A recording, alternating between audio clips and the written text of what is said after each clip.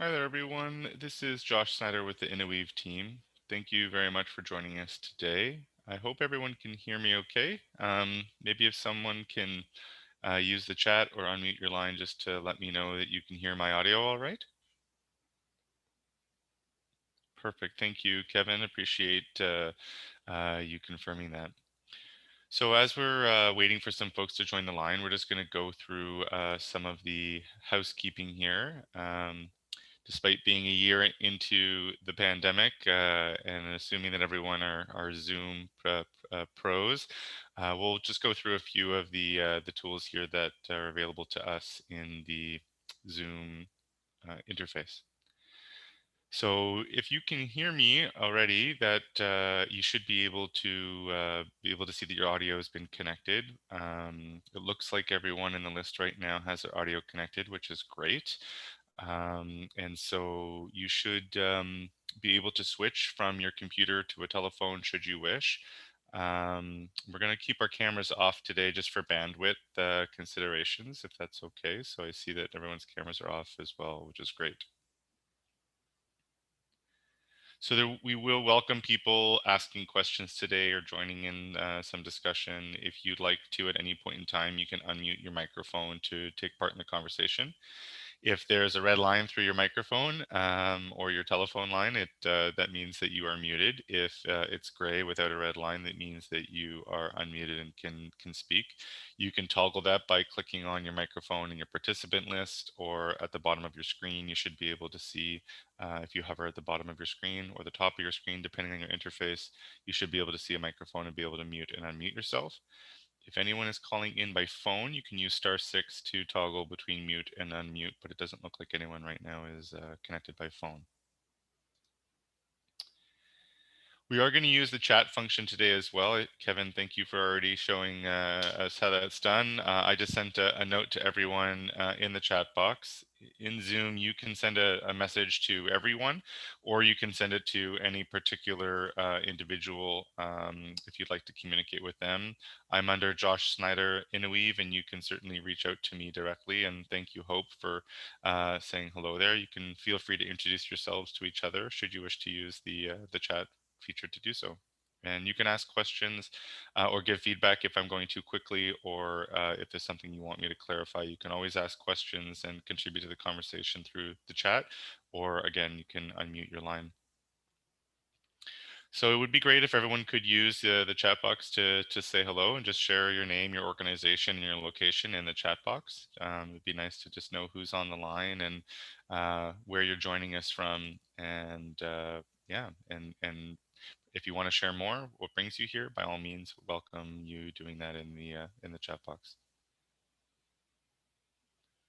A couple other items to note: we will be sharing the PowerPoint slides following today's session, so I will be sending an email to you shortly after today's information session with the PowerPoint slides, as well as a recording from today's session. So we are recording today's session. I'm just going to double check that the recording is going here. Make sure that we've got this going. Bear with me for just one moment here. Yeah, looks like the recording is going. That's great. And if anyone wishes to, at any point in time, share anything, our Twitter handle is @Innoweave, and we welcome you reaching out there. So I see a few people have already put in their information here. Thank you very much for joining us, everyone. Anita, Valerie, who else is here? Ines, Glenn. Hi, Glenn. Nice to see you. Barb, nice to see you. Mike, Peter, Sarah, Hope, Rania, that's great. Oh, I got a whole bunch here coming in the waiting room in a moment. And Kevin, Marianne, nice to see you. Thank you all for joining today. Really appreciate you being here today. So welcome everyone to the Social Enterprise Information Session presented by Innoweave. My name is Josh Snyder. I'm a program officer with the Innoweave team at the McConnell Foundation, and I'm excited to be facilitating today's conversation. Thank you all very much for joining and being here today to learn about social enterprise, Innoweave's approach, how you can get engaged, and how this approach, this tool, could be useful to you and your organization or to your clients, depending on what brings you here today. So thank you very much for joining us. Before we get started, we'd like to begin by acknowledging that the McConnell Foundation's head office is located on the traditional territory of the Mohawk people, a place which has long served as a site of meeting and exchange among various nations. I am joining you today from home. I'm based in Ottawa, and where I live is unceded Algonquin territory. And I think it would be great if, for all of us in all the work that we do and in the work that we're here to do today, to be mindful of the people and who have stewarded the land that we all live and work and play on for generations, and to be mindful of that both in the work that we do today, but trying to bring that perspective increasingly so to the work that we do every day in our various capacities, and thinking about both the knowledge and the wisdom and the contributions that we can bring from Indigenous communities into our work, and also the impact of our work on those individuals, those communities, both now and for generations to come. So a bit of a roadmap for our session today. I'll share just a brief, grounding in Innoweave and who we are and what brings us to this conversation today. We'll then dive into the meat of the conversation today, which is looking at social enterprise and an introduction to this social innovation approach. I'll then share a little bit of an overview of Innoweave's social enterprise stream for those who may be interested in getting some coaching support, which may be what brings you here today, helping to answer and demystify any questions about our approach and how that works. We'll then talk a little bit about coaching and some key factors for readiness that we feel help to contribute to really strong coaching engagements for organizations that are thinking of going down that route. And I will definitely save time for Q&A and discussion at the end, but please jump in at any point in time if you have any questions or anything you'd like to share with the discussion along the way. We have time for that. We welcome people contributing along the way. So Innoweave is an initiative of the McConnell Foundation. So the McConnell Foundation is a family foundation, national, Canadian, been around for over 80 years. And we are one of the larger private philanthropic organizations in the country. We have a variety of initiatives that focus on inclusivity, sustainability, resilience, innovation, as well as reconciliation. And we're both a responsive grant maker in the sense that we have general granting within our priority areas where organizations can request support from us. But we also are an operating foundation in the sense that we actually operate programs that look similar to what you might see elsewhere in the community or nonprofit sector, but are actually operated within the foundation, and Innoweave is one of those examples. And there's a common theme that courses throughout a lot of McConnell Foundation's work, which is around social innovation. And we're going to use that term at some points today. I already have, and so I thought maybe we would just start by sharing a definition of social innovation. Now, there are many different definitions of social innovation. I'm not trying to advance and suggest that this is the only one by any means, but helpful to have at least a starting point for some folks who may not be as familiar with the term. And so social innovation at its core is about supporting people and organizations to co-create, learn, adapt, and scale more effective solutions to entrenched social problems, making our human and natural systems more adaptive and resilient. So there's an element of co-creation, learning, adaptation, scaling, and ultimately we're really just trying to address the myriad social and environmental and cultural problems in our society, and trying to find innovative new solutions that can be applied and scaled to really affect change at a greater level. And so Innoweave is, as an initiative of the foundation, is really designed to try to help, organizations, purpose-driven organizations from coast to coast to coast that are really trying to understand and implement social innovation within their organizations or collaboratives. And so, as I said on the previous slide, as we can all appreciate, and this year or past year has been a good indicator of this, that the scale and complexity of the challenges that we're all facing in our various context in our communities is rapidly accelerating. We're getting more and more problems, greater demands for social services, and the need to respond to them. And in many cases, the processes and the approaches that we've been using in the past are proving in many cases to be inadequate to address those increasing needs. And so, social innovation is intended to sort of fill that gap. Is one of the ways to try to do that. How do we innovate ourselves out of some of these problems to, identify and amplify a variety of different approaches that can really meaningfully address these various environmental, social, and cultural challenges of our time. So Innoweave helps community organizations clarify their intended impact and theory of change. We'll talk a little bit about that in a moment. It's around clarifying their impact. We help them learn about, assess, and implement different social innovation approaches, and I'll share a number of those in a moment. And ultimately, our intention is to help organizations generate greater impact more quickly and at less cost. So how do we do this? So we essentially, you'll hear a lot about coaching today as a sort of the common approach that courses through Innoweave's work. And so we help community organizations and collectives select an approach. So identify among the various different approaches to social innovation, which ones or which one might be the most effective for their organization's context and needs. Today, we're going to be talking about one of those, social enterprise. We help organizations become coach ready. So we'll talk a bit towards the end of today's conversation about some of the readiness factors that we've identified as being really important for organizations that are considering social enterprise in particular. Some things to think about before diving into a deep coaching engagement. And we help organizations engage a coach. So we both have a database on our website, and there are some coaches actually who are joining us here today. I can see in the list of participants, which is great to see. Um, we have relationships with lots of really talented coaches across the country, and we help organizations find those coaches. And we also offer financial resources for organizations who want to work with a coach but may not have the financial resources to do so. And so we help to enable those relationships by providing the financial support to do so. So social innovation has a lot of different approaches. We focus on a number of them. There's 10 that we're currently focused on within the Innoweave platform. They're listed here, and they fall into these three categories, sort of clarifying, amplifying, and evaluating your impact.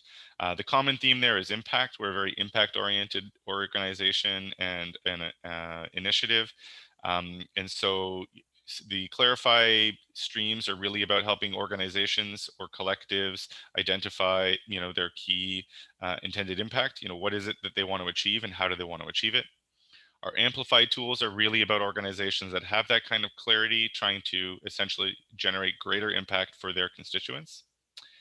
And the evaluation tools there are really about helping organizations, analyze their impact and use that analysis to further deepen their impact through things like developmental evaluation, data utilization, impact measurement, and so forth. So today we're going to be talking about social enterprise. It's one of our amplifying tools, so to speak. There are others there like scaling, social finance, and policy engagement, policy change. And so there's a variety of different approaches. You can learn more about each of these approaches on our website. We offer information sessions like we are having today in a number of these streams. If you go to our website, you can learn more about each stream and about those approaches. And you can also browse events and see the upcoming opportunities to learn if you're curious about others. I will just say that the lines between these different streams are not thick or sharp. We certainly absolutely there's a lot of overlap. Organizations may be working on multiple different approaches at the same time. That might be the right approach or approaches for their context. This is just helpful for us to organize these tools to help organizations distinguish between them, identify when is appropriate to use which, depending on their needs and their opportunities and challenges they may be facing, and to meet the right people within those streams who have those particular skills, identifying the right resources to help them within each stream, and so forth. So we find that this is a helpful way to organize our work. So with that, we're going to turn to social enterprise, and we're going to start to focus a little bit more deeply on this particular approach. And now, some of you on this call, this may be, a little bit too junior of the information, but we want to make sure today our goal is really about that 101 introduction to social enterprise, having a common language, a common understanding about this tool, this approach, how it might be useful for organizations in their different contexts, and start to think about some of the questions that you and your organization might want to start thinking about if this is an approach that is of interest to you. So it's always helpful to start with a definition. And so again, I'll often say this anytime we offer a definition, that there is a plurality out there of different definitions for any term, and social enterprise is no stranger to that. Social enterprise in some jurisdictions, some provinces, some states, some countries actually have legal definitions of a social enterprise. It's not our intention today. Today we're really just trying to offer a conceptual understanding of social enterprise, so that we all have a sense that we're talking about the same thing today in today's conversation. And so a social enterprise is an ongoing organization or venture created with the primary goal of achieving an environmental, social, and or cultural mission, excuse me, that uses earned income strategies by selling products and or services in its operation. So we'll unpack each of those and maybe contrast those with their opposites. And so we're looking for an ongoing organization or venture when we're looking at social enterprise. And this is often distinguished from something that's perhaps like an annual event or campaign, or something that is sold from time to time, but is not necessarily available all the time. And when we think about a business, a typical business, usually a business is an ongoing venture. And social enterprise, as we're going to talk about, is the blend of impact and business. And this is true here. So we're looking for something that's ongoing, not from time to time. We're looking for an entity where the primary goal is about achieving an environmental, social, cultural mission. Now, there are many businesses, for example, out there of various types that take environmental, social, and cultural considerations very seriously, and may very well be leaders and be contributing very significantly to environmental, social, or cultural goals within their communities or broader. The main distinguishing factor here is that it is whether or not that is the primary goal of the organization or venture. Is the primary intent around the mission, or is it perhaps around just generating revenue for shareholders that are not necessarily mission or impact oriented shareholders? And so we're looking for a primary focus on the mission. And that there's an earned income strategy. So you're selling a product or a service in the operation to a client who's purchasing it, paying you for that, and benefiting from the use of that product or service directly. And so we're selling something to to people. We are doing that for an environmental, social, cultural reason, and we're doing this all the time throughout the year. It's our service or products are always available. So there's really two sides to this coin here. There's an impact goal, and so you start, and this is where we want to start. So if you're thinking about social enterprise, or you're trying to assess whether something fits in this space, we're really starting to see that primacy of a mission. What is the impact goal, and what social enterprises could be used to positively impact. The sky is the limit. Any social, environmental, or cultural mission can be considered, in scope. It really depends on your organization's focus, and so usually that's where you would start. What is it that we want to achieve as an organization? And then looking to the business side of things. So the other half of the the equation here is like, what's our business idea? What is it that we're going to actually do? What product or service are we going to sell in order to generate impact for the issue that is important to us? And so there are a very wide diversity of different business types, everything from small to large, service oriented, product oriented, simple to start up, or very high, barriers to starting up, for example. There's really all kinds of examples all across the spectrum. And so some of these will be very familiar to you, that, thrift stores and farmers markets, but maybe some of you have a harder time thinking of a social enterprise that is in the manufacturing space. Or perhaps in like maintenance space. You might not always realize that some of the service providers or businesses in your region, or even places that you shop, actually are a social enterprise and are in business for a purpose other than just raising money for owners. There's a good question here coming in from Zari. I hope I got that name pronunciation correctly. Can we do both product and services? Absolutely. There's no limiting factor here. There's no, regulation that I'm aware of in any jurisdiction that would limit that. And certainly there are examples of that where, certainly organizations offer both products and services. And we can maybe share some examples today as we get into some of that, but there's certainly no limiting factor. And you'll see this, this question for almost all of our slides that we'll be sharing about social enterprise. If I were to extrapolate your questions, Ari, to like, can we fall into more than one of these categories? And the answer is most certainly, in most cases, yes. And there are many examples of organizations that blend these different approaches. And so you can have a business idea that, blends more than one business concept, that addresses more than one purpose, and certainly can use a mix of both products and services. Absolutely. So building on that, looking at it, we find it's helpful to look at the different types of social enterprises from the sense of what is the primary purpose of the social enterprise. Like, why might we want to generate or develop a social enterprise, regardless of what our particular impact goal is, so to speak, whether it's environmentalism or youth issues, seniors issues, social issues, cultural issues, arts, whatever it might be. Um, you may be looking at either an employment-based, emission-based, or profit-based social enterprise. And as I said just previously, you may be looking at a blend of more than one of these, and that's okay. The lines between these are not intended to be thick, but it is helpful to illustrate that these are the sort of the main objectives that you might find social enterprises focused on. So a social enterprise, like an employment-based social enterprise, is one that has one of two primary goals.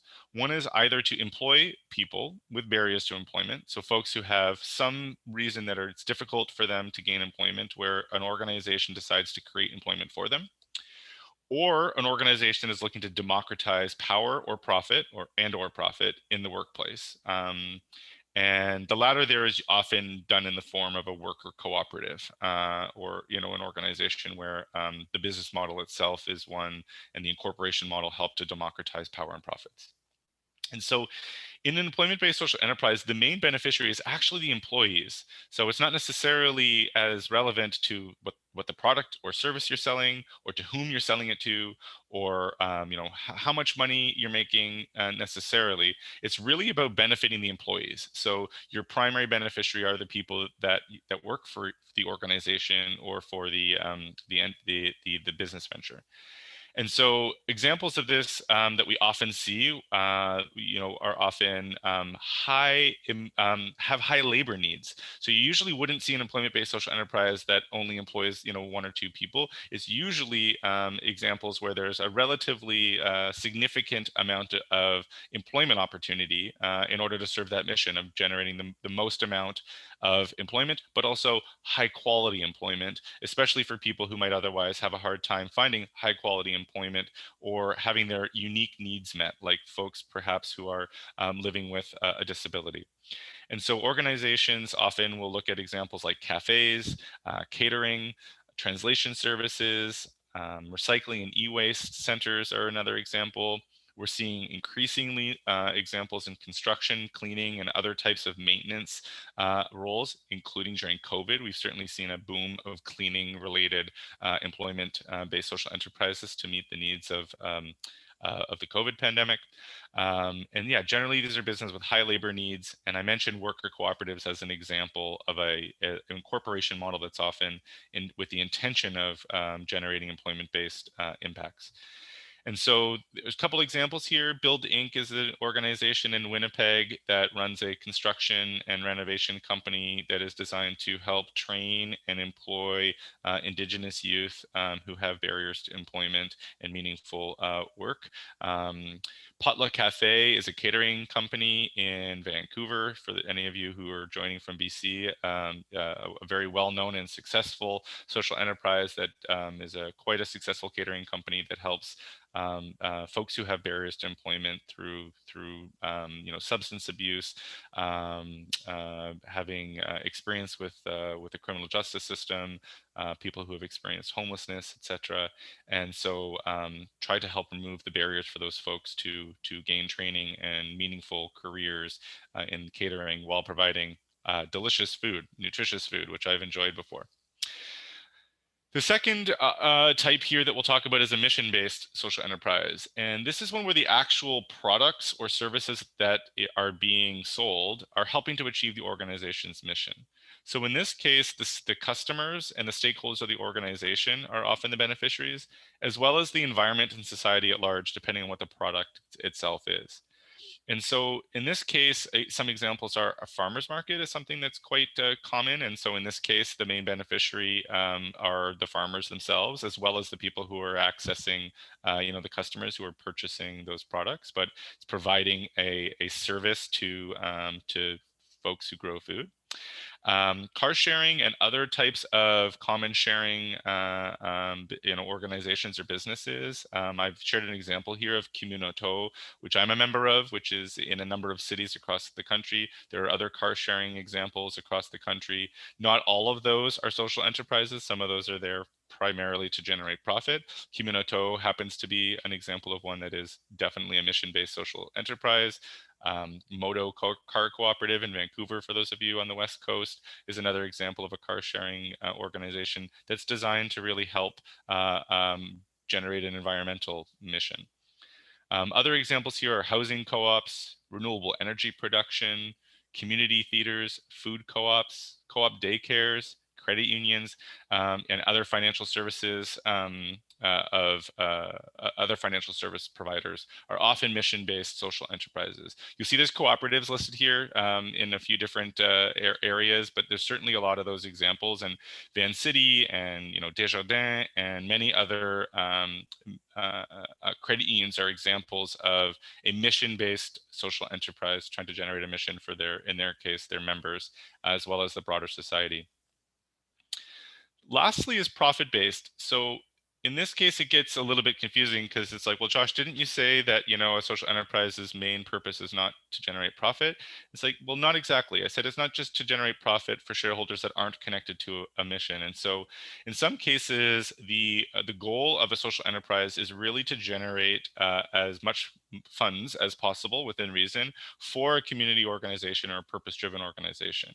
In this case, what the product or service that they sell may or may not be related to the mission.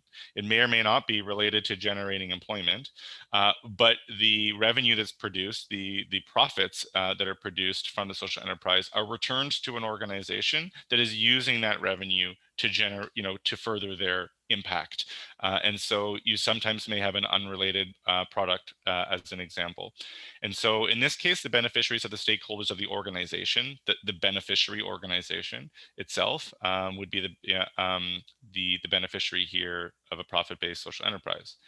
And we encounter these all the time and often don't even realize that we're in them. A thrift store certainly can have employment and mission-based outcomes, but in many cases, a thrift store or gift shops within a museum or hospital may be a social enterprise operated by a parent organization intended to be profitable in order to generate revenue for, in the hospital case or a museum for those entities.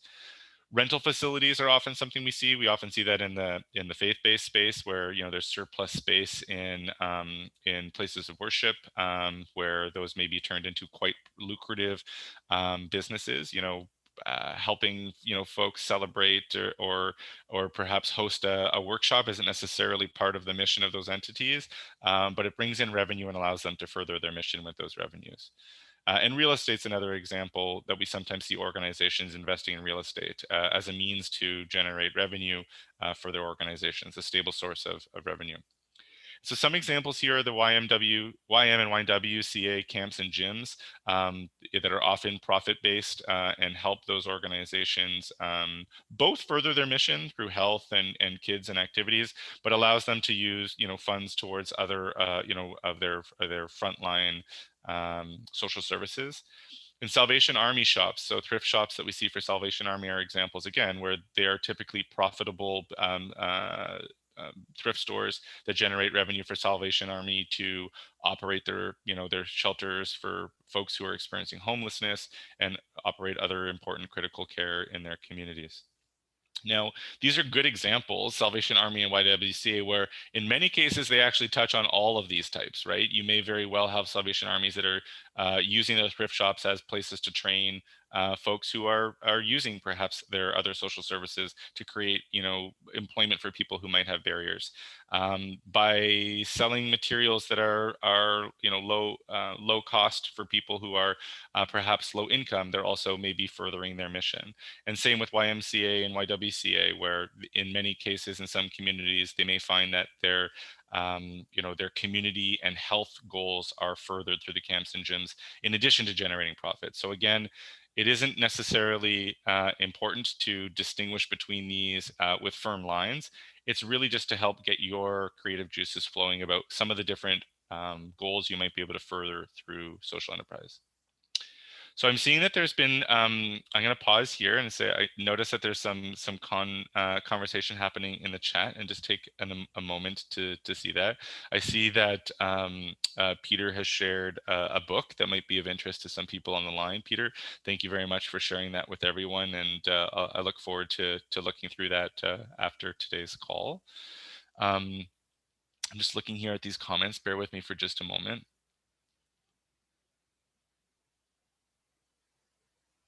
Yeah, so Elizabeth asks, or is making a comment here, that there are regulations that exist related to registered charities offering social enterprise services, and maybe looking for information on legal structures, as that would be most helpful.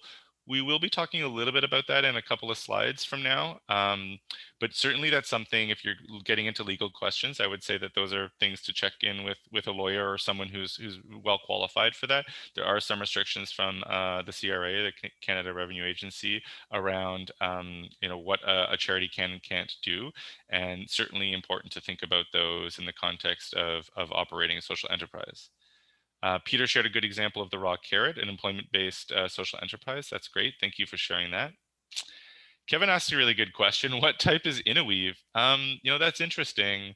I actually, the core of what Innoweave does actually wouldn't be considered a social enterprise, because the core of what we do is actually funded through the McConnell Foundation endowment, which in this case, we provide our services essentially for free to organizations and individuals who want them. And so that in itself isn't necessarily enterprising.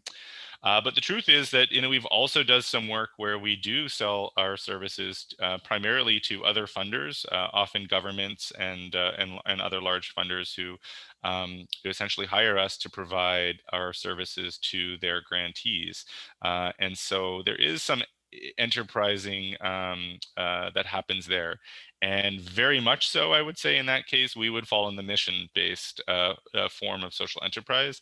We are not structured specifically around generating greater employment for people with barriers. We are not looking to raise capital for the McConnell Foundation or profit there, but we are looking to further social innovation, and we do take opportunities where we have opportunity to do that, to help other funders bring coaching and social innovation expertise to their grantees to further their work. So I'd say if any, some of our work could be considered perhaps mission-based social enterprise. So thanks for the question, Kevin. And so there's a question here also from Kevin about, can a registered charity own a for-profit social enterprise? The answer to that is absolutely yes. Again, I encourage anyone who's interested in that to there's some work to be done, some homework there to be done to look into that. Again, we'll be talking a little bit about incorporation models in a couple other slides, but absolutely a nonprofit or a charity can own a for-profit entity, including a for-profit social enterprise. Seeing some further comment here. There are certainly significant issues to be aware of anytime you incorporate any business model. And yes, there are some considerations around the size of your enterprise and the focus of it and what you're doing and whether it's related to your charitable mission or unrelated. And it does not necessarily need to be related, I would say, from my understanding. It depends on the context. And I don't think we're going to be going quite there that deep today, Elizabeth. This is intended to be just a social enterprise 101. And I appreciate the question, and maybe that's something we can discuss offline and maybe point you to some resources that might be able to help you. And sorry, the last question I see from Kevin is, are we a registered business separate from MCC? I presume you mean the McConnell Foundation. And no, Innoweave is an initiative of the McConnell Foundation. So I work for the McConnell Foundation and employee of the McConnell Foundation. We are one and the same. Yeah, so I hope that that answers your question. Thank you for all those questions. This is great. I hope that I've answered some of those, and I hope that the slides ahead both further answer some of those questions and also perhaps spark some other questions and ideas.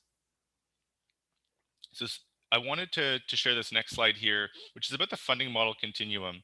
So some folks ask, depending on where the revenue is coming from for an organization or a venture, it can help you identify, where does it sit on this spectrum? And there's no judgment here about where an organization may sit. It's just looking at sort of traditional and more enterprising models of income. And so we'll start on the left. Sort of the traditional models of revenue that you often see in the community sector would be gifts and donations. So, individuals saying, I believe in what you're doing, and I want to see your work furthered. I want to see those goals achieved. And so, I will give you a gift. I will give you a donation. We then get into a little bit more formal structures where organizations might ask for grants of various types from governments, from foundations, from other nonprofits, as well as from corporations often offer grants, as well as sponsorship, which again can come from a variety of different types of businesses or foundations or governments that may be sponsoring to do work. And usually in these cases, the folks who are giving you the money are not necessarily directly benefiting directly from the work. They're giving you money in order to serve a third party. In the middle here, we have fee for service. And when I shared the definition of social enterprise being an ongoing venture, often an organization may very well move into the world of social enterprise slowly, but dipping their toes by starting to perhaps sell something from time to time, a product or a service, maybe something they typically give away to their clients as a product or a service. They say, hey, you know what? There's other people here willing to pay for this product or service that can help us fund our work. Or we can further our mission by, some people who can afford this can pay for it rather than us having to find grants, sponsorship, or donations to do it. So we start to do this sort of off the side of our desk or from time to time or as opportunity knocks. And so you start to do fee for service work where the person who's receiving the product or service is actually paying you for it. We then start to move into social enterprise, these red or orange bubbles here, where you are meeting the definition of social enterprise of something that is ongoing and intended with a mission in terms of furthering your impact. But it may be subsidized, it may be self-sustaining, and it may be profitable in terms of your intention. And so this here isn't really about what's your bottom line in terms of, from day to day, month to month, year to year. It's what are you trying to achieve from a financial perspective? So if your intention is to have a subsidized social enterprise model, you're anticipating from the beginning that you are not going to generate a profit. You may, but your anticipation and your expectation is that you will need to subsidize what the money that you're generating, the revenue that's being generated from the sale of products and services will need to be subsidized with some of these traditional models. So you might go from a program today that is 100% reliant on traditional models of funding to one where you say, you know what, we can generate about 75% of our revenue here from people who actually would pay for the product or service, but we can't charge 100% of the cost. We won't be able to be competitive, or our audience that we're trying to support with these products or services can't afford to pay that full cost. So we subsidize that in part with gifts and donations or grants and sponsorship, and that allows us to have could be a very fruitful model. Now, if you're a subsidized or a self-sustaining social enterprise as your intention, you wouldn't be one of those profit mission, like profit as your intention of your social enterprise. So a self-sustaining one is essentially trying to break even. Your intention is to break even. You're not looking to generate a profit. That's not your intention. And you don't want to be reliant on gifts and donations or other forms of traditional models of funding. And it's totally okay for an organization to say that that's good for us. We're not looking to generate profit. We just want to be able to operate this with the revenue from the actual entity itself. And then lastly, on the far right here is obviously profitable, is where your income or your revenues from the actual enterprising activities exceed the expenses, allowing you to return a profit to some entity that has a mission that is, whether it's a charity, a nonprofit, a social enterprise itself, or some other social purpose organization. So I hope that that makes sense. And I just want to emphasize that we see very commonly in the social enterprise space subsidized social enterprises that are thriving, very, very successful, and really, really happy that they're able to generate some of their revenue through the sale of products and services, never expecting to actually be profitable. Now, that organization or entity may be profitable from time to time, or perhaps at some point in time in perpetuity, but that's not necessarily the intention, and it's totally okay to be in that space. Just seeing a comment that came in here. I'm going to take a moment to read from Elizabeth.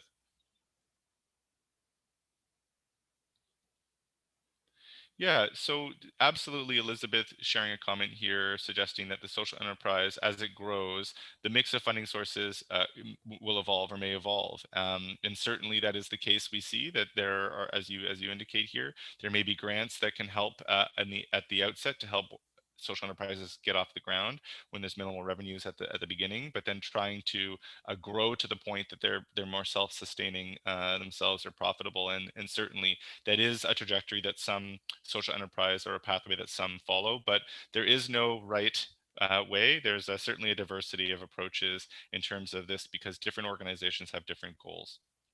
But thank you for sharing that, Elizabeth. So social enterprises are really about this blended value.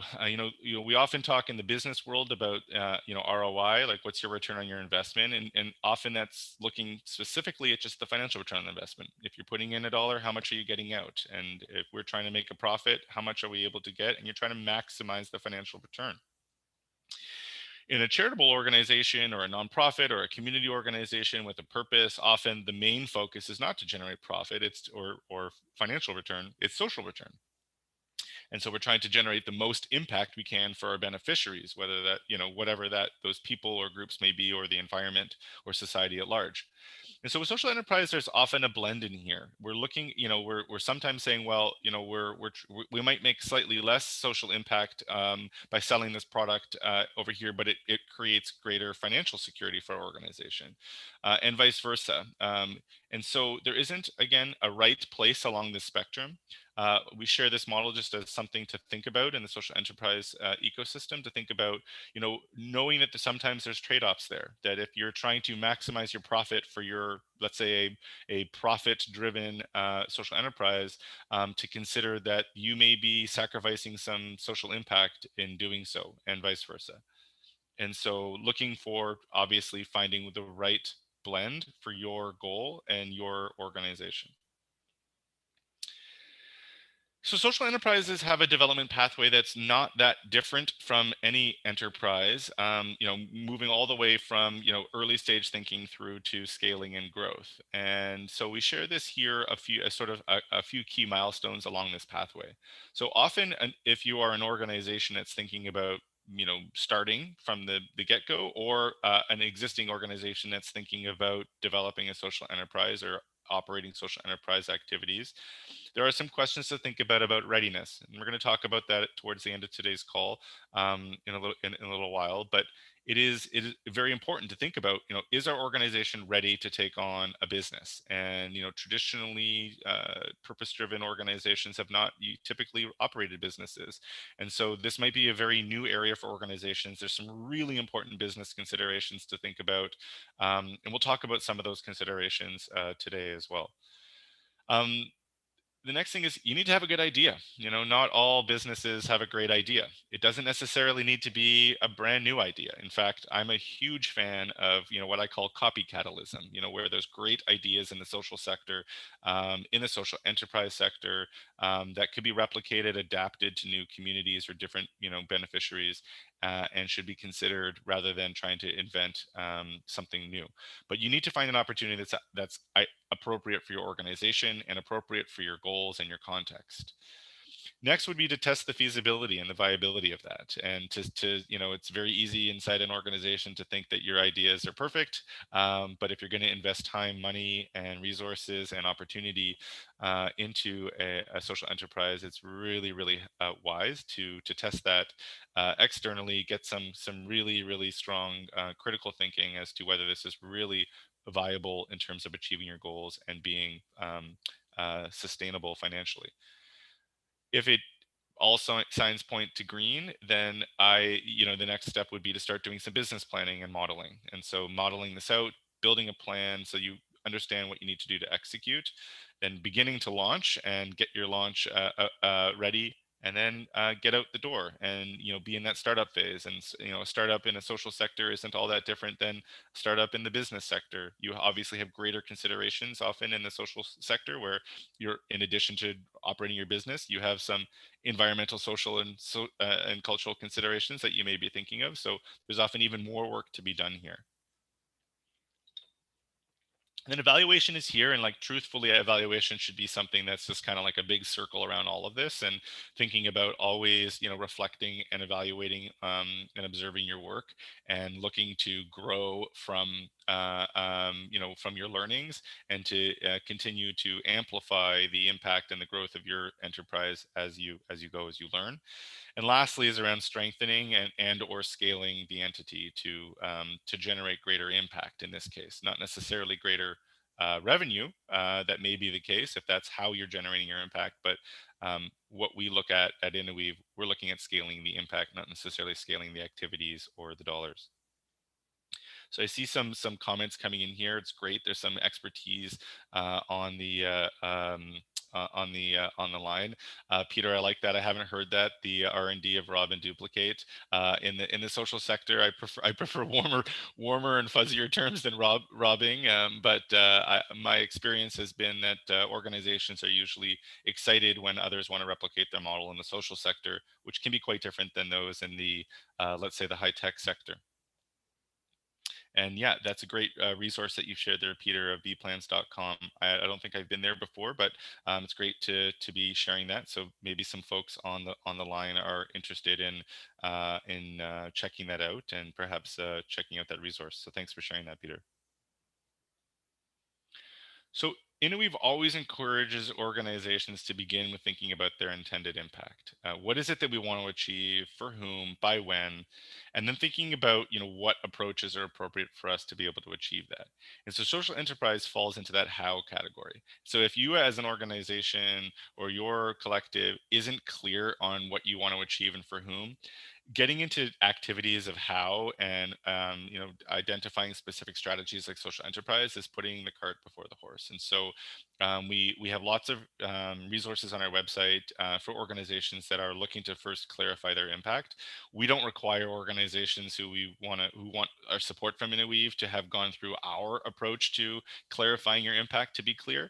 We would just want to make sure that an organization has that clarity of what they want to achieve, and why they feel social enterprise is a useful strategy in helping them achieve their goals. And so in anything that we we do, we often start here, and we share that today in terms of our intended impact for Innoweave, and in our application forms for support, we always ask this as one of the first questions as to what is it that you're looking to achieve and for whom.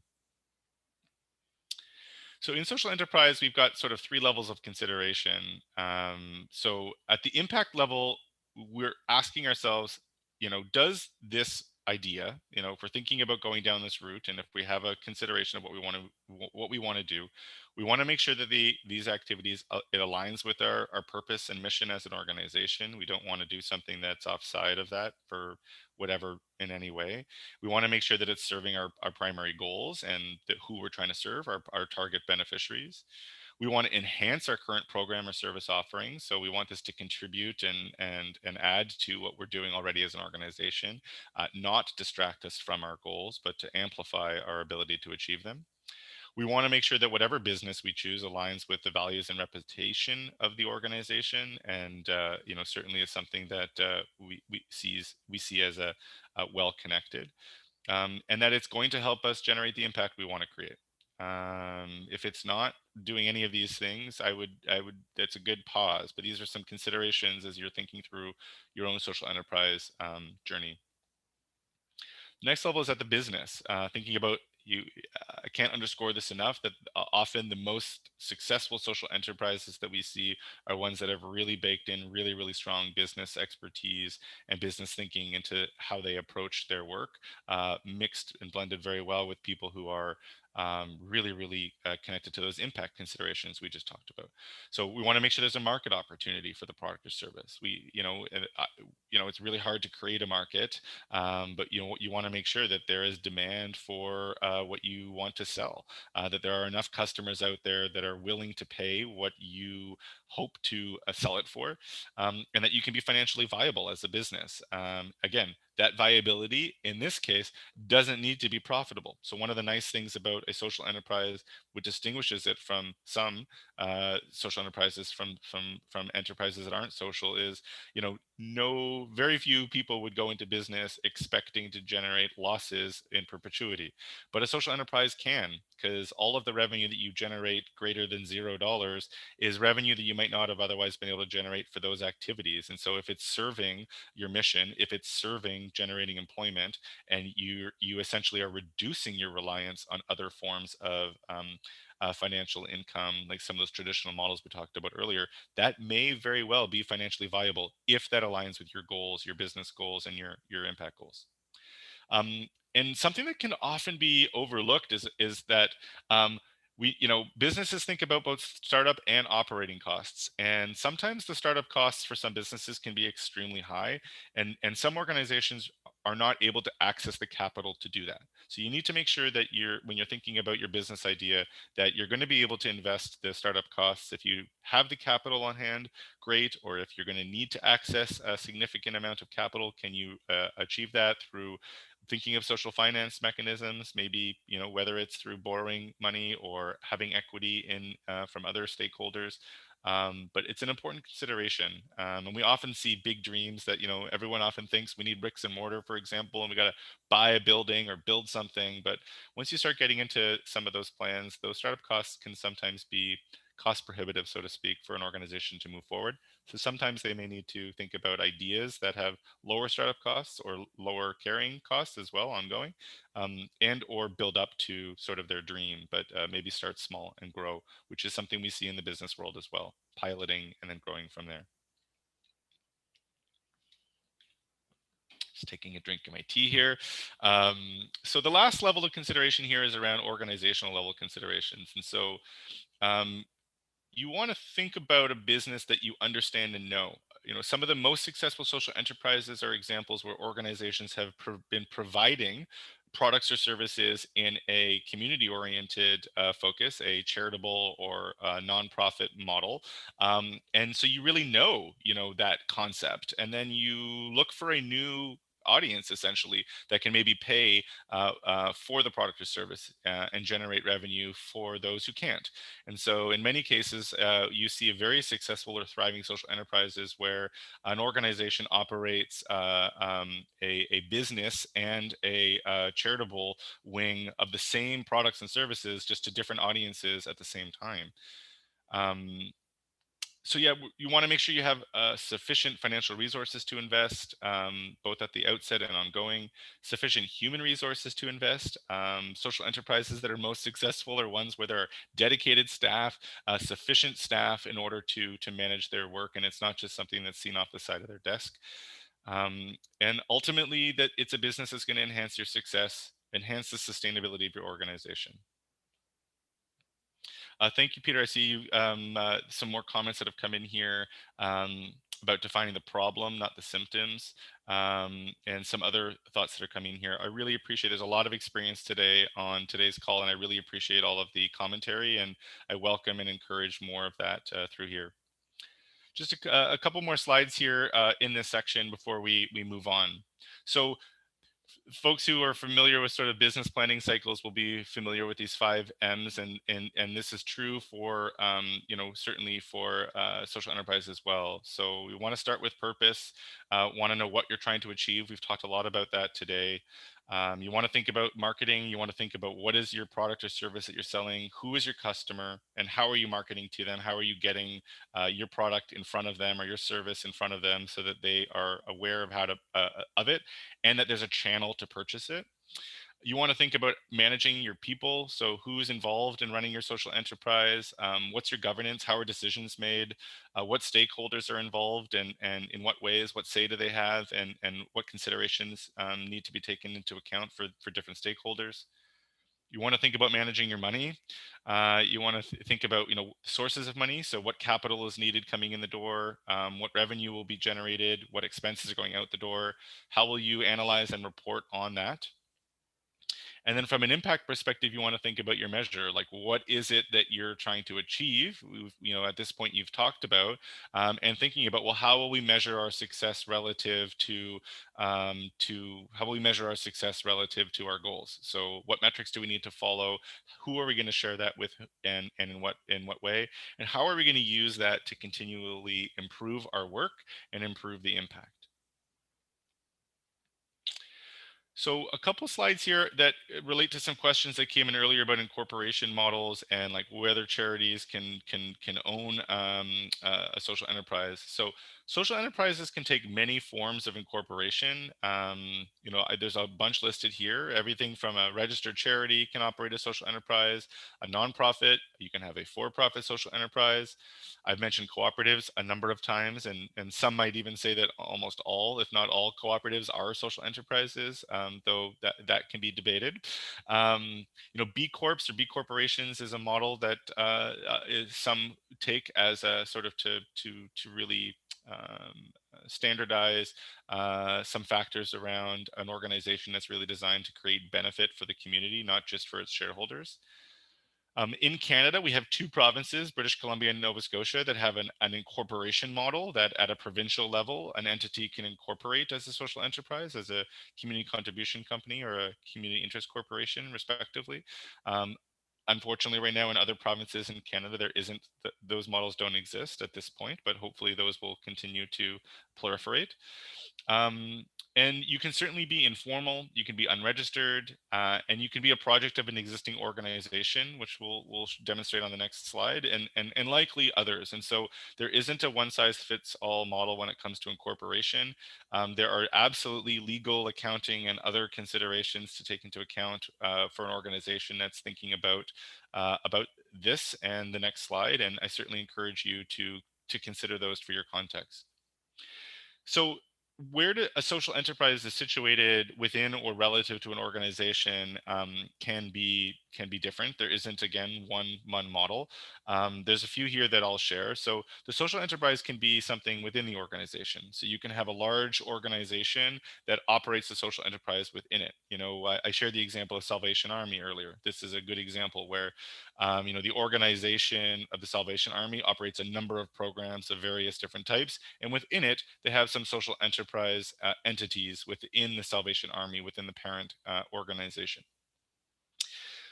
You can also have a social enterprise that is the organization. So, as I shared the example of Potluck Cafe is a social enterprise, and all of their activities are social or enterprising, and there is no distinction between the organization and, excuse me, the social enterprise.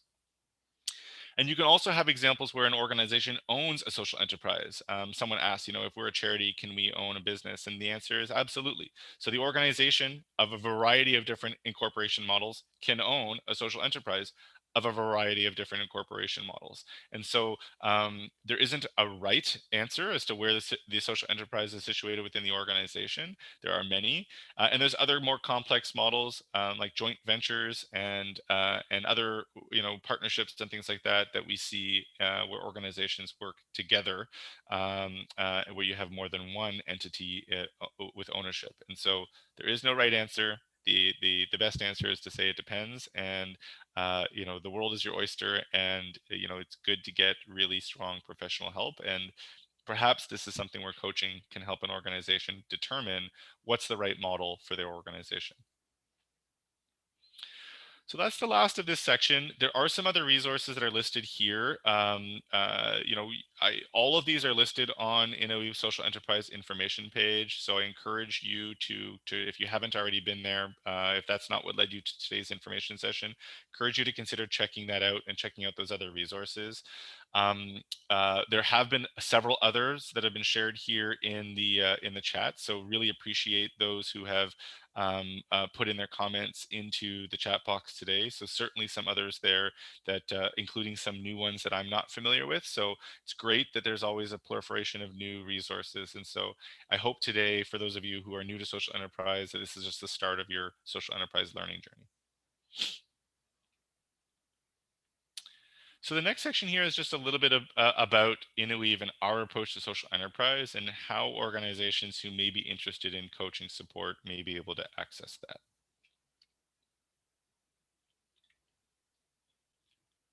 So Innoweave supports coaching, and we define coaching. The best way, I often use sports analogies, like the coach on the hockey team is on the bench, and the skaters are on the ice, and it's one way to distinguish between the coach and the players, so to speak. And for us, that's really the case. The coach is really designed to try to help an organization, grow their capabilities and be as successful as they can in terms of understanding and implementing social innovation.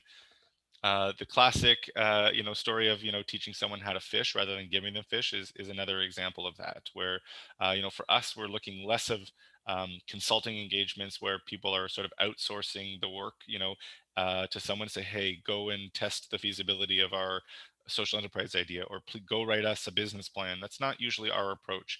For us, it's really about teach us how to test the feasibility of our idea, help us understand the various factors at play here, and help empower us to make the right decisions to make our social enterprise as successful as possible. Help us write a business plan. Help us scale our social enterprise. Help us overcome our challenges. And so, in the space here, our approach to coaching in the social enterprise space is one that is diverse. Organizations can work with any coach that they feel is qualified to work with them. We do have a database on our website that I encourage you to check out. There are lots of great social enterprise coaches who offer services in both English and French, from coast to coast to coast, with a variety of different focus areas, experiences, and skills and expertise, I should say. But you can work with, organizations can ask Innoweave to support working with any coach that's a fit for their need, even someone that we don't know. And you would be developing your own statement of work in terms of determining with a coach what it is you want to achieve together, and developing a statement of work that's unique for your needs, not defined by Innoweave or any other party. And you would figure out how you want to work together. So Innoweave is a very silent partner in our coaching approach. We just want to enable really impactful coaching engagements to take place that otherwise might not be able to happen without that financial support. And so the process here, which is laid out, goes from things like we're doing today, which we'll talk about informing yourself, all the way through to requesting, receiving funding, going through a coaching engagement, and evaluating and learning along the way. So I'll talk a little bit about each of these. So Innoweave offers, our website, this information session that you're taking a part in, other resources that I listed a few slides ago, which are listed on our website. And there are other resources in the sector as well.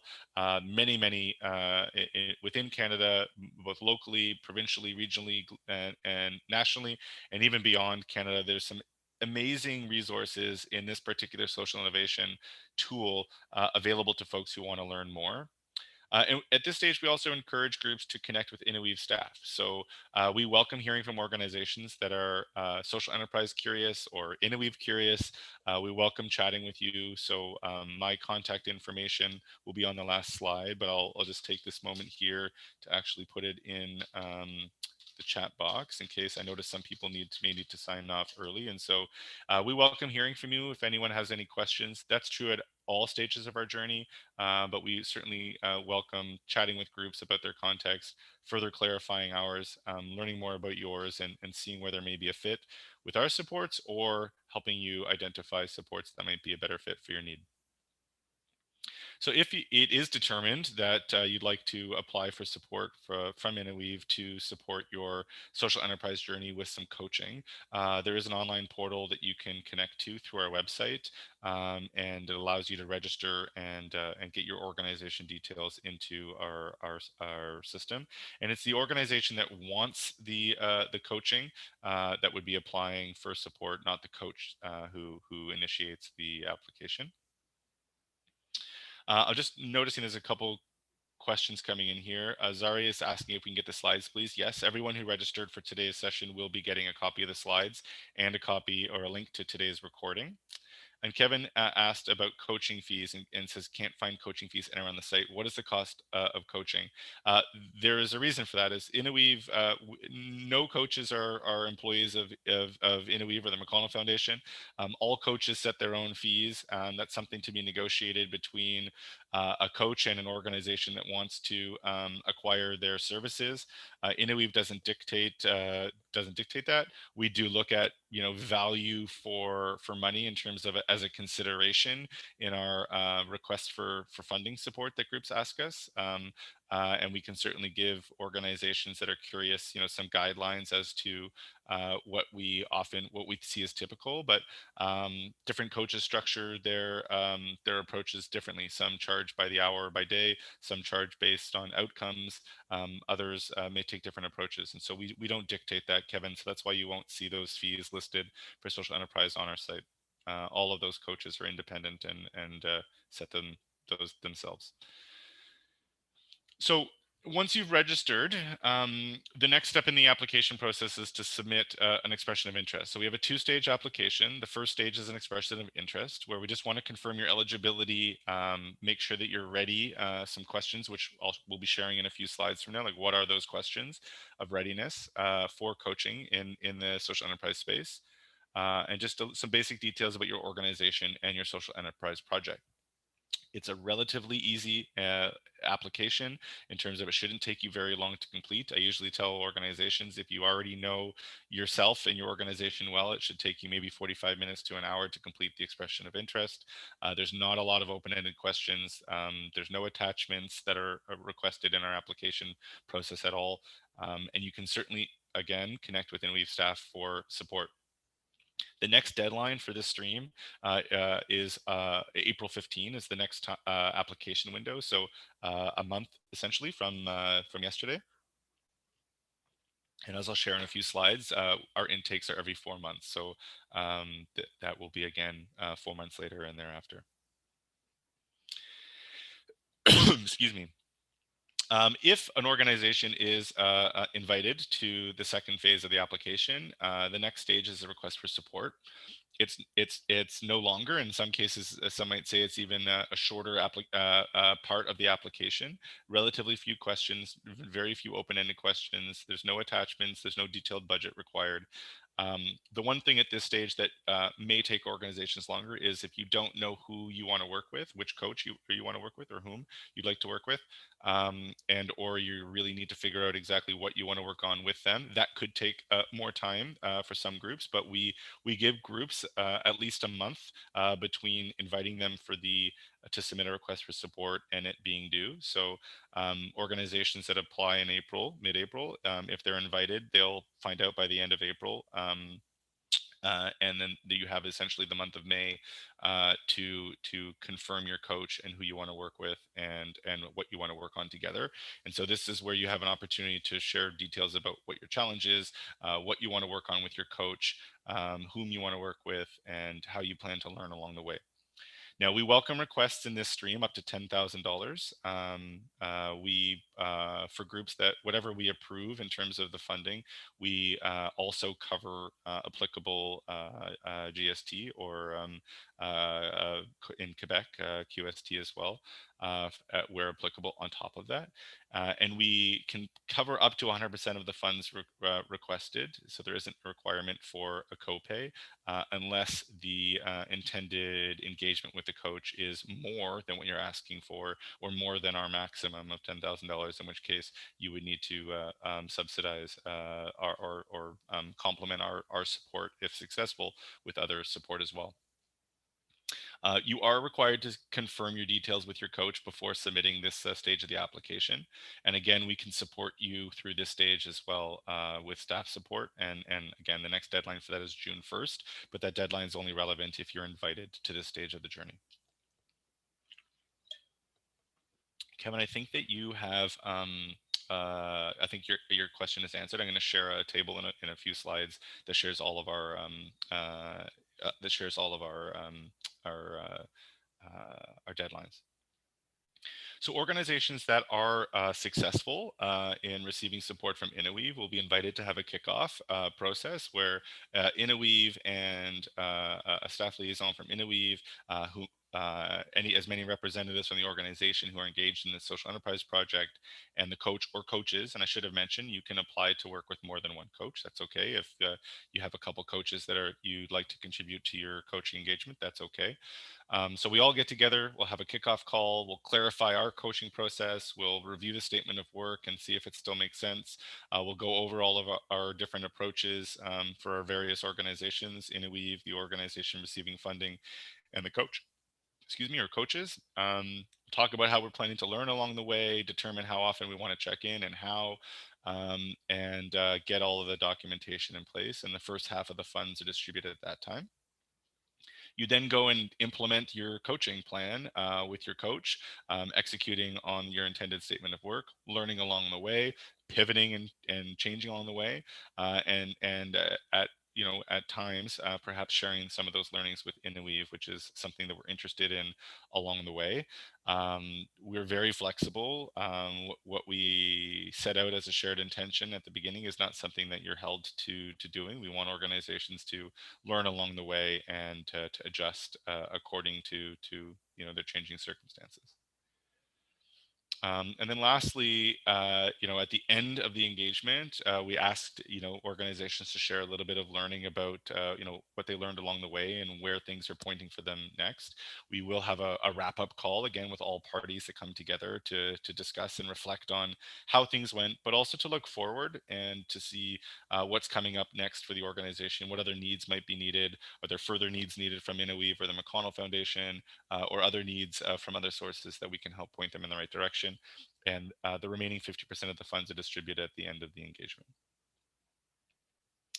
And so throughout all of our work at Innoweave, we take this learning-based approach and we really strive to move away from the traditional models of evaluation and reporting where organizations often indicate that they're doing it for the sake of their funders or their stakeholders who require it of them. And we really want to encourage organizations to see evaluation and adopt practices of reflection and learning and improvement in order to benefit their grantee, themselves, sorry, the beneficiaries that you're trying to serve, the issues that you're trying to serve in your community. And so groups that receive support for us will be encouraged to do so.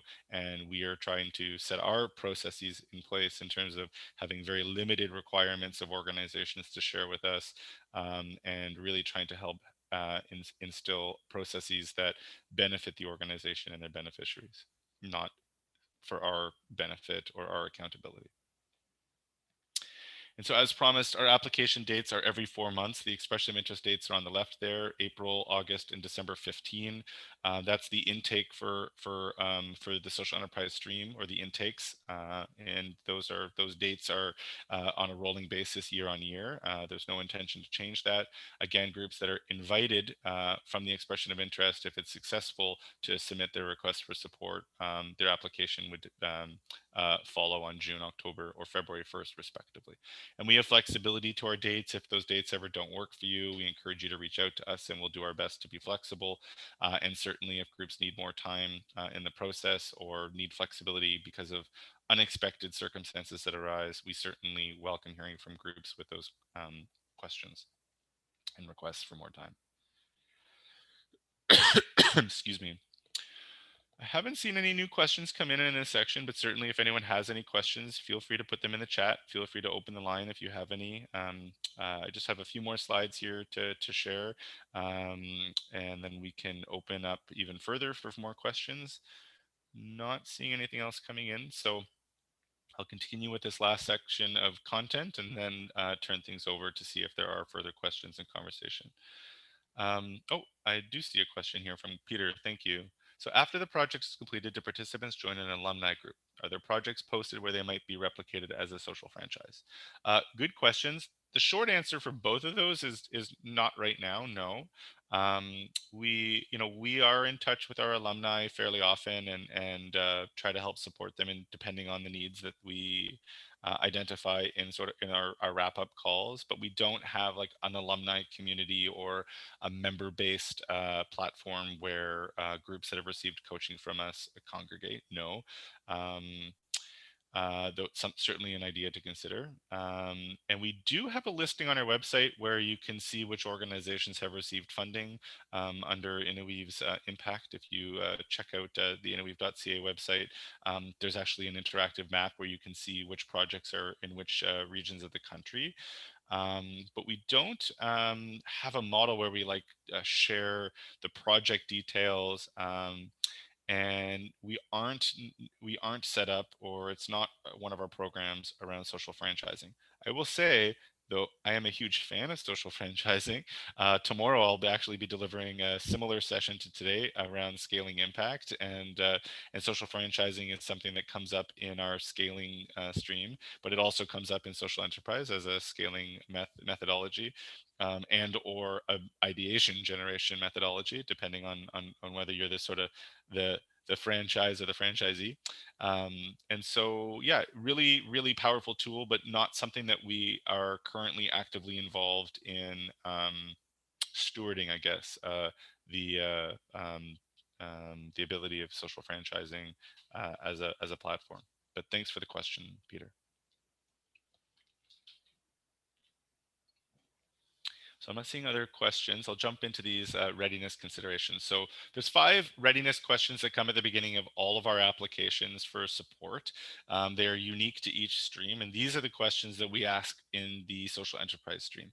You can find this readiness test, I should say, or these readiness questions on our website, which offers some feedback to you dynamically on our website. They also appear in the expression of interest form itself. And so some things that we think are really important to think about. I mentioned a couple times today with Innoweave, almost everything we do starts with clarity. So what is the clarity of your organization? What impact do you want to achieve? And do you have a clarity about how your work generates that impact? So for us, social enterprise is a tool to achieve impact, but you have to have an understanding and a clarity about what impact you want to achieve. And that social enterprise approach has to fit within a strategy of perhaps other strategies as well, to be clear for us. So we ask these questions. In addition to being a readiness question, the first section, or one of the first sections in the expression of interest, asks you, what is your organization's intended impact? What is the impact you try to achieve? And what are the strategies that you are trying to employ to achieve them? So those questions show up in our expression of interest. And if your organization is fuzzy on this, we would encourage you to first focus on that and do some thinking around your strategic clarity before diving into any amplification approach like social enterprise or otherwise. The second one is around risk. Social enterprise, as we've talked about today, is about starting a business or operating a business, and businesses come with risk, as do all activities, both financial and reputational, and impact-wise, and opportunity cost risks. And so, um, organizations that thrive in the space of social enterprise typically are ones that have a really good risk understanding, that their board and their governance, if that is appropriate in their incorporation model, really have a sense of the risks that are at play in social enterprise, and are open and tolerant of risk. If your organization is very fragile financially, sometimes people turn to social enterprise as a savior, but an organization that's in financial distress might not be safe to take financial risks, to like startup costs for a business that may fail. So something really to consider is if your organization is open to risk and able to manage it and have plans in place to manage risk. The third thing is around business skills. Again, nothing here in this section should come as a surprise. If you're going to operate a business, you're going to need to have experience and skills on your team to be able to do that. It's helpful to have that all the way from, if you have a board, depending on your incorporation model, all the way from your, the folks on the front line, so to speak, all the way up to folks in senior leadership or governance of your organization. Having business skills and expertise is certainly a strength if you're looking to move into the space of social enterprise. And if you don't, it's also helpful to just identify that and to make a plan for that. So maybe before diving into social enterprise, you might say, we need to diversify our board and bring in some business expertise. Maybe we need some entrepreneurs in our space to complement the folks who have the social skills, so to speak, the social impact skills on our board, and diversify those skills. Maybe you need financial skills. Some folks today have asked questions about of a legal nature. Some organizations might say that that's cost prohibitive to get good advice. One way to get not cost prohibitive, legal guidance could be to have people with legal expertise on your board to help advise you internally, as an example, or within your staff team. So something to consider around what skills are needed to operate your business. Fourth is the idea. Again, for us, and I should have mentioned, I'm going to actually quickly scroll back here for a moment to a slide now, just to say that for us, Innoweave really begins operating or offering financial support for coaching at the feasibility study phase and forward, which means we expect organizations to have gone through some of the organizational readiness considerations and to identify a really strong and promising social enterprise idea and concept at the very least. Now, organizations can join into Innoweave's ecosystem and ask for financial support if they're at the scaling stage. They don't have to go through all of these steps with our support, so to speak. But we don't typically offer coaching support for organizations that are exploring questions like, is social enterprise right for us? Or organizations that are really trying to brainstorm or come up with a viable idea. We really need to, at least for our purposes, be at that stage of having a clear idea.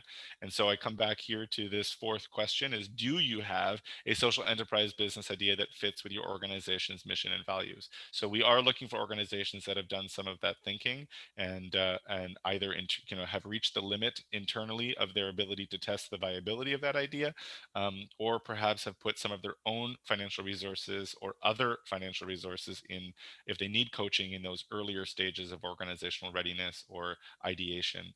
We sort of come in at that stage once there's a clear idea, and our expression of interest form essentially aligns with that, where we're asking groups to be really clear about what it is you want to, what product or services you want to sell to whom, and what impact you want to generate through your social enterprise idea. Even if it's just a concept at this stage, that's okay. And lastly are the resources. So are you able to raise the funds to start up or to operate your social enterprise concept? Are you able to commit the resources needed to launch and operate your social enterprise?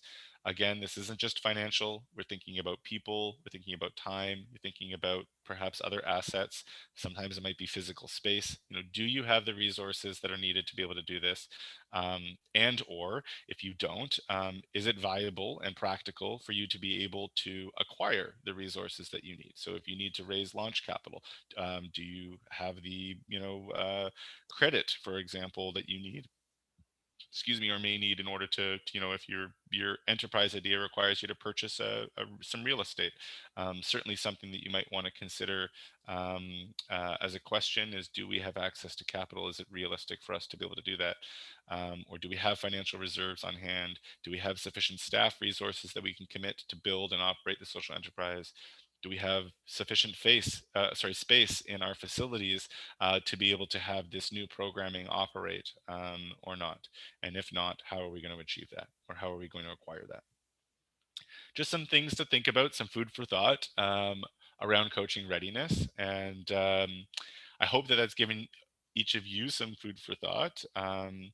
I am done in terms of my side of the sharing here. I really appreciate today that there's been so many great thoughts that have been shared, some great questions, some great resources, some great advice from some folks through the chat today. So thank you for that interaction. We still have a number of minutes here to surface any further questions or comments that you may have. So if there's anything that we haven't yet covered today, I welcome hearing from anyone either through the chat box, or if anyone is able to unmute their line and wants to share on the line, feel free as well. Thank you very much, Kevin, for your thought. I appreciate that. I got a tea and a glass of water in front of me, but hard to sometimes get it in during an information session, but I appreciate that empathy. Thank you, and thanks for joining and for your thoughts and ideas today and your questions. Any other questions or thoughts from anyone on the line?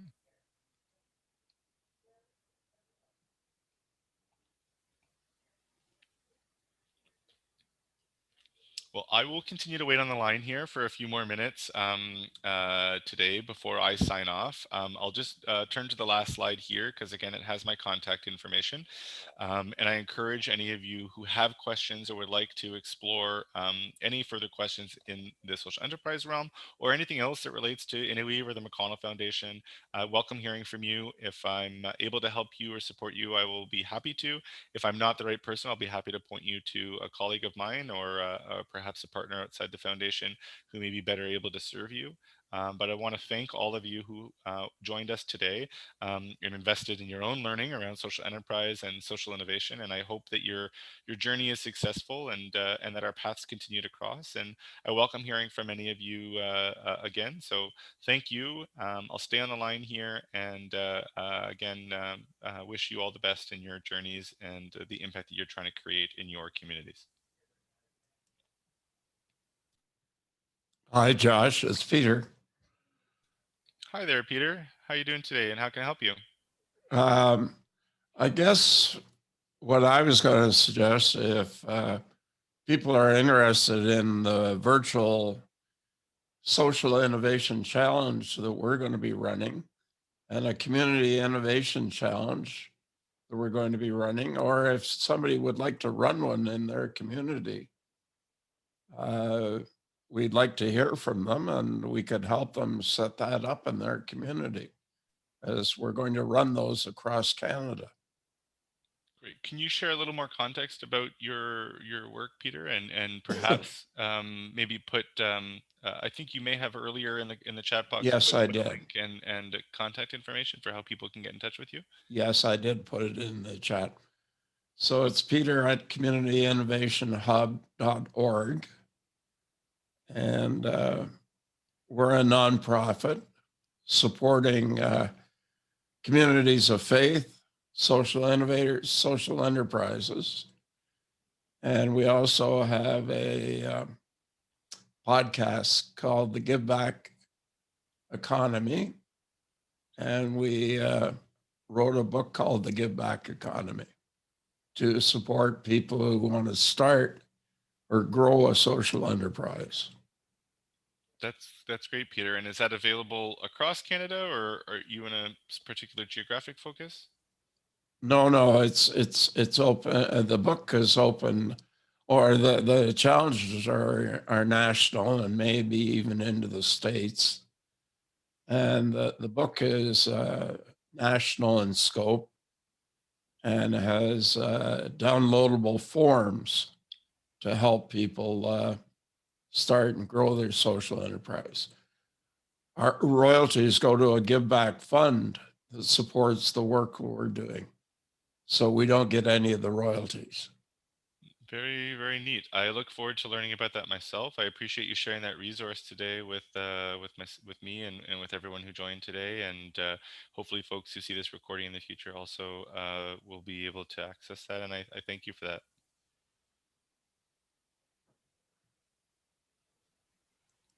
Are you there, Peter? Yep, I'm still here. Oh, okay, great. I just wanted to make sure you heard that. Yeah, thank you Yep. very much for sharing, and I look forward to learning more about your work. And it sounds intriguing and interesting, and grateful to hear about. Always nice to learn about new, new to me collaborators in the social enterprise space in Canada. So thank you for sharing that. Well, one of the important things, and I've coached over 30 social enterprises and about 720 startups. So, one of the things that I really recommend is that people consider a volunteer advisory board. And we set that up for the last business I ran, where we had three volunteer advisory boards. And we met once a month to discuss a problem or an opportunity. And the benefits for us were free advice, credibility, and sales leads and referrals from those members of the boards. And for the members of the board, it was connecting, learning, sales leads and referrals from the other members of the board. Um, if they were an employee, we would write a letter on our letterhead to their boss. They got recognition by their boss, went in their personnel file, went on their resume. And if they were interested, we would post their contact information on our website where they could get leads. It sounds like a really interesting program. I appreciate you sharing. I am gonna go through the chat in more detail after the call. Hard to be as detailed in going through it while facilitating today, and I look forward to learning more about the work. And I welcome you connecting with me if there's anything that we can do to help support or exploring. Collaborating or sharing resources further, Peter. I'm glad to have gotten to connect today. Well, the biggest thing that we would help us is connecting with social innovators and social enterprises who might be interested in our virtual social innovation challenge or our community innovation challenges. If you share any content with me by email, my email is here on the screen right now. Yes, I welcome hearing from you, and I can share that with colleagues of mine to try to help spread that to the Innoweave community, and if that's something that might be helpful to your organization and to our audience, we are always happy to pass along opportunities and resources, and it sounds like that may be a fit. that would be great. I will email you. Great. Thank you, Peter. I appreciate you joining today. Thanks for being such a great participant and sharing so many ideas and resources is really helpful. And I haven't seen any other comments or questions come in, so I think it's after 2:30 here Eastern in Ottawa, and I'm gonna I think close off here. But welcome hearing from anyone. If anyone's still on the line, you can always reach out to me at my email jsnyder@mcconnellfoundation.ca. And thank you everyone for joining today, and wishing you a great rest of your days. Thank you very much.